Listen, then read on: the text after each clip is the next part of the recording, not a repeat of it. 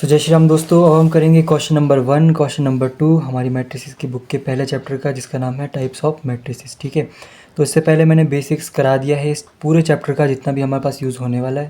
तो अगर आपने वो वीडियो नहीं देखी है तो उसको प्लीज़ देख लेना, तभी आपको ये समझ में आएंगे क्वेश्चन नंबर 1 और 2। ठीक है, तो आज हम करेंगे क्वेश्चन नंबर 1 और क्वेश्चन नंबर 2।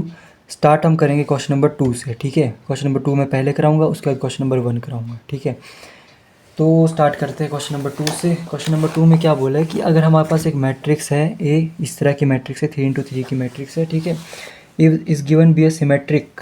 ठीक है, then find the value of A and B. अगर हमारे पास ये मैट्रिक्स एक सिमेट्रिक मैट्रिक्स है तो ये हमारे पास जो ये ए है, ये बी है, इसकी वैल्यू हमें फाइंड आउट करनी है। ठीक है, तो हमने बेसिक वाली वीडियो में पढ़ा था कि भाई सिमेट्रिक मैट्रिक्स क्या होती है। एक ऐसी मैट्रिक्स जिसका ट्रांसपोज जो है वो उसी के बराबर होता है, तो उस मैट्रिक्स को हम क्या बोलते हैं, सिमेट्रिक मैट्रिक्स बोलते हैं। ठीक है, मतलब क्या हुआ, अगर हमारे पास ये जो मैट्रिक्स है वो कैसी है, 0 3 3a 2b 1 3 -2 3 1, इस तरह की एक मैट्रिक्स है। तो इसका जो ट्रांसपोज होगा, मतलब अगर ये ए है तो इसका ट्रांसपोज क्या होगा भैया, कि हमें क्या करना है, रो और कॉलम को एक्सचेंज करना है। ठीक है, तो जैसे ये हमारे पास फर्स्ट रो, इसको कॉलम बनाना, तो 0 2b -2। ठीक है, 3 1 3 3a 3 1। ठीक है, इस तरह से हमारे पास क्या हो गया, ए ट्रांसपोज। तो ये दोनों क्या होंगे, बराबर होंगे। ठीक है, जब बराबर हमारे पास दो मैट्रिक्स होती है तो उसके जो कॉरस्पॉन्डिंग एलिमेंट्स होते हैं वो भी बराबर होते हैं। तो हमारे पास यहाँ इस बात से हमारे पास ये जो ए और बी की वैल्यूज़ है वो आ जाएगी। ठीक है, तो हम करते हैं, जैसे हमारे पास क्या बोला, ये और ये बराबर है, 0 2b -2 3 1 3 3a 3 1। ये हमारे पास किसके बराबर बोला है, ये हमारे पास बराबर है 0 3 3a 2b 1 3 -2 3 1। ठीक है, जब हमारे पास ये बराबर है तो कॉरस्पॉन्डिंग एलिमेंट्स भी हमारे पास बराबर होने चाहिए।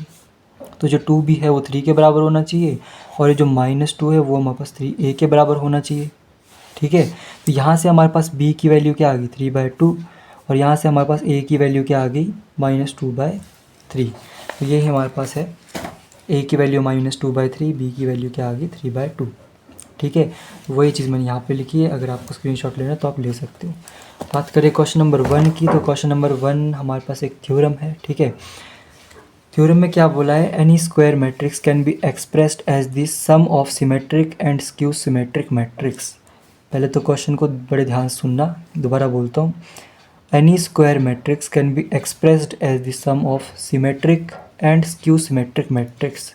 किसी भी स्क्वायर मैट्रिक्स को हम एक सिमेट्रिक मैट्रिक्स और एक स्क्यू सिमेट्रिक मैट्रिक्स के सम के रूप में लिख सकते हैं। ये हमारे पास थ्योरम बोल रही है, इसको प्रूफ करना है। तो इसका कहने का मतलब ये हुआ कि अगर हमारे पास एक ए मैट्रिक्स है ना, तो उसको हम इस तरह से लिख सकते हैं b+c, जहाँ ये b क्या होगी, b हमारे पास सिमेट्रिक होगी, और ये जो c होगी ये क्या होगी, स्क्यू सिमेट्रिक होगी। ठीक है, सिमेट्रिक क्या होती है, a = a transpose, skew symmetric a = negative of a transpose, या नेगेटिव इस साइड भी लगा सकते हो, कोई दिक्कत नहीं है। ठीक है, तो इस तरह की हमारे पास एक मैट्रिक्स होगी। तो देखो, इसको प्रूफ करने का क्या तरीका होता है कि देखो, एक मैट्रिक्स है उसको हम लिख सकते हैं ए। ठीक है, तो इसको मैं इस तरह से लिख सकता हूँ, ½ a + ½ a। इसी a को मैंने ½ a + ½ a करके लिख दिया, टोटल क्या हो गया, 1a नहीं हो गया। ठीक है, तो यहाँ पे क्या हो गया, बीच में प्लस आ गया, इसलिए हमने इसको तोड़ के लिखा, क्योंकि हमें इस तरह से लिखना है ना, b+c कुछ ऐसा बनाना है। तो ये हमारे पास कुछ b के इसमें बन जाएगा, ये हमारे पास कुछ c के इसमें बन जाएगा। ठीक है, तो इसलिए हमने इसको तोड़ा, बाइसेक्ट किया। ठीक है, फिर हम इसको लिख सकते हैं, क्योंकि हमें बात करनी है सिमेट्रिक और स्क्यू सिमेट्रिक की बात करनी है। ठीक है, तो वहाँ पे हमारे पास ये ट्रांसपोज वाला कंसेप्ट आता है, तो यहाँ पे हमें ए का ट्रांसपोज भी हमारे पास इसमें ऐड करना पड़ेगा। ठीक है, तो मैं इसमें लिख सकता हूँ, देखो इसमें क्या करता हूँ, ½ ऑफ ए ट्रांसपोज को ऐड कर देता हूँ। ठीक है, और इसमें मैं ½ ऑफ ए ट्रांसपोज को माइनस कर देता हूँ। ये दो टर्म्स हमारे पास है। ठीक है, इसको और इसको देखो, जब हम इसको एक साथ लेंगे तो ये कट हो जाएगा, बिल्कुल ज़ीरो हो जाएगा, रहेगा ए ही। तो ए से स्टार्ट किया, अभी भी ए है और अभी भी ए ही है, इसमें कोई चेंज नहीं आया है, इसलिए मैंने यहाँ पे माइनस लिया है ताकि ये इसके ही बराबर रहे। ठीक है, तो अब देखो, इसमें मैं ½ ऑफ कॉमन ले लेता हूँ, ½ कॉमन आ गया, a + a ट्रांसपोज आ गया। ठीक है, प्लस हमारे पास हाफ कॉमन लेके A माइनस A ट्रांसपोज आ गया। ठीक है, तो ये जो मैट्रिक्स बनी और ये जो मैट्रिक्स बनी, इसको नाम दे देते P, इसको नाम दे देते Q। ये हमारे पास हमें प्रूव करना है कि ये हमारे पास क्या होगी, सिमेट्रिक होगी, और ये हमारे पास क्या होगी, स्क्यू सिमेट्रिक होगी। अगर ऐसा प्रूव हो जाता है तो हम बोलेंगे किसी भी एक मैट्रिक्स को हम सिमेट्रिक मैट्रिक्स और स्क्यू सिमेट्रिक मैट्रिक्स के सम के रूप में लिख सकते हैं। तो हमने कुछ नहीं किया, ए को ए के बराबर ही रखा, इसको तोड़ा ताकि हमारे पास इसमें सम, बीच में सम आ जाए। ठीक है, इसमें हमने सिमेट्रिक स्क्यू सिमेट्रिक में हमारे पास ए का ट्रांसपोज का कंसेप्ट आता है, तो ट्रांसपोज को हमने ऐड कर दिया और सब्ट्रैक्ट कर दिया, तो यहाँ पे वैल्यू वही रही। ठीक है, अब यहाँ पे हमने कॉमन करके हाफ इस तरह से ले लिया, ए प्लस ए ट्रांसपोज, यहाँ पे क्या आ गया, half A minus A transpose, इस तरह से आ गया। ठीक है, इसको बोल दिया कि भाई ये चीज़ हमने ले लेते P, इसको ले लेते Q। अब अगर ये हमारे पास सिमेट्रिक हो जाता है, मतलब अगर P equals to P transpose के बराबर आ जाता है, तो ये क्या हो जाएगा, सिमेट्रिक हो जाएगा।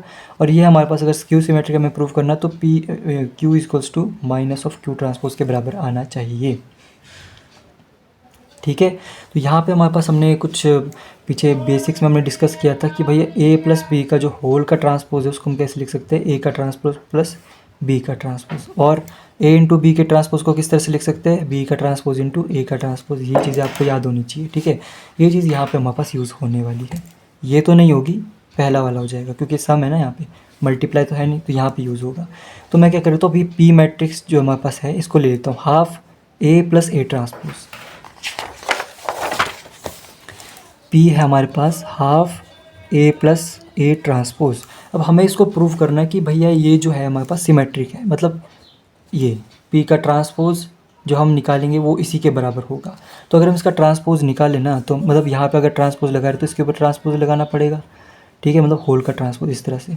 तो A प्लस बी का होल का ट्रांसपोज किस तरह से खुलता है, A का ट्रांसपोज प्लस B का ट्रांसपोज। तो इसको कैसे लिख सकते हैं, हाफ A का ट्रांसपोज प्लस बी का ट्रांसपोज, मतलब ए के ट्रांसपोज का ट्रांसपोज। ठीक है, अब हमने पढ़ा है कि भैया ए के ट्रांसपोज का ट्रांसपोज अब ए ही हो जाता है। ठीक है, तो इसको हम किस तरह से लिख सकते हैं, ए का ट्रांसपोज प्लस ए, इस तरह से लिख सकते हैं। ठीक है, दोनों प्लस में तो आगे पीछे लिख सकते हैं, ए प्लस ए का ट्रांसपोज।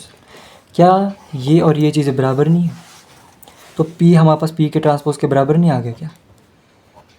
तो कोई भी मैट्रिक्स जो उसी के ट्रांसपोज के बराबर होती है उसको क्या बोलते हैं, सिमेट्रिक।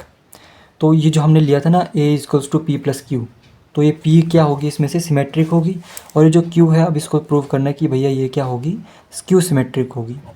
तो ये हमारे पास क्यू था, अब इसको प्रूव करना है स्क्यू सिमेट्रिक है, मतलब जब इसका ट्रांसपोज करेंगे तो नेगेटिव के बराबर आना चाहिए। देखते हैं क्या आता है। ठीक है, तो ए माइनस ए ट्रांसपोज का ट्रांसपोज। ठीक है, अब जब ट्रांसपोज खुलेगा तो किस तरह से खुलेगा, ए का ट्रांसपोज माइनस ए। ठीक है, तो इसको अगर हमें इसके बराबर प्रूफ करना है तो पहले ए लिखना पड़ेगा, उसके बाद ए ट्रांसपोज, मतलब माइनस को कॉमन लेना पड़ेगा। तो माइनस को कॉमन ले लेते हैं, हमारे पास क्या आ जाएगा, ए माइनस ए ट्रांसपोज। ठीक है, तो ये वाली चीज़ और ये वाली चीज़ दोनों बराबर है, बट यहाँ पे नेगेटिव का साइन बाहर लगा है, तो हम बोल सकते हैं क्यू इक्वल्स टू क्यू के ट्रांसपोज के बराबर, माइनस ऑफ क्यू के ट्रांसपोज के बराबर आ गया।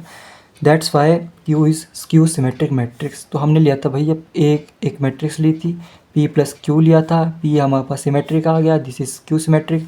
तो एक स्क्वायर मैट्रिक्स को हम सिमेट्रिक और स्क्यू सिमेट्रिक मैट्रिक्स के एडिशन के रूप में लिख सकते हैं। ठीक है, समझ में आई बात। अब ये चीज़ तो एक थ्योरम थी, इसके बेस्ड हमारे पास क्वेश्चन आंसर आएंगे। ठीक है, आपको बोल दिया जाएगा एक मैट्रिक्स अब आपके पास दे दी जाएगी, इसमें हमारे पास वैल्यूज़ होगी 3 2 ऐसा कुछ, जो भी वैल्यूज़ होगी उसको बोलेंगे कि इसको सिमेट्रिक और स्क्यू सिमेट्रिक के रूप में लिखो।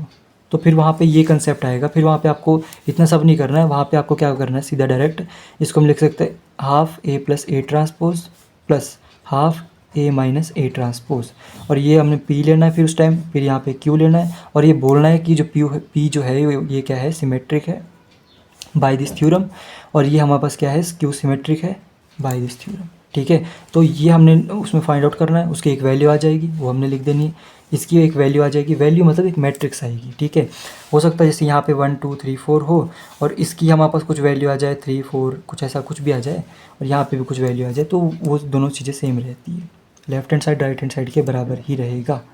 जो हमारे पास क्वेश्चन आएंगे तो हम यहाँ से स्टार्ट करेंगे उसको, यहाँ से, ये बात याद रखना। ठीक है, समझ में आई। तो क्वेश्चन नंबर 2 हमने पहले किया, उसका क्वेश्चन नंबर 1 किया, तो ये था इसमें। ठीक है।